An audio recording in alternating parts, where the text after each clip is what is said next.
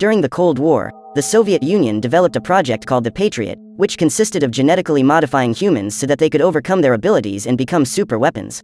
Besides this project, another called Module 1 was also being developed by Professor August Kuratov, who wanted to create a technology capable of controlling any kind of machine. Even with all the scientists' efforts, the experiment failed, which caused the authorities to close down the entire department in which he worked. Completely frustrated, Kuratov stole the research from Victor, the lead scientist on the Patriot project. With his material in hand, he went on to develop his own superhumans without any supervision whatsoever.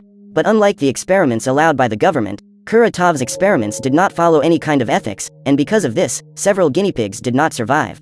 Among them, the only ones who made it out alive were Lernik, who can master rocks, Arsis, who can transform himself into a super strong bear man, Khan, with the abilities of a ninja, and Xenia, who can control her own temperature and make her body invisible when in contact with water.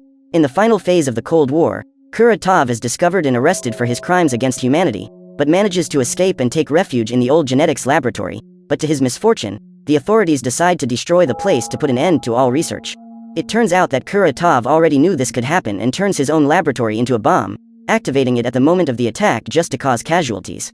Even with the devastating explosion, the man manages to survive, but ends up being contaminated by substances that completely modify his genetic code. Now being the owner of frightening physical strength, Kuratov becomes extremely powerful and could not be stopped by the authorities, thus managing to complete the research of his original project, Module 1. With this, he decides to attach the invention to his own body, finally gaining the ability he has spent his life trying to possess: the power to control any kind of electronic device.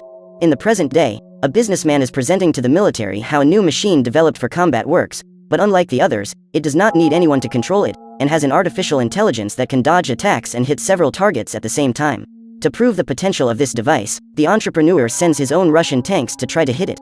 But for some reason, the motorized robots begin to destroy the Soviet tanks and even helicopters, even though they were not programmed to do so.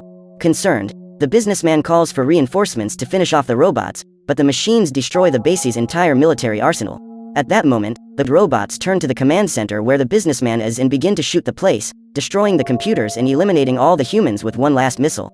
Suddenly, Kuratov comes out of the smoke completely modified and takes control of the robots for good, taking them with him to torment Russia and get his revenge.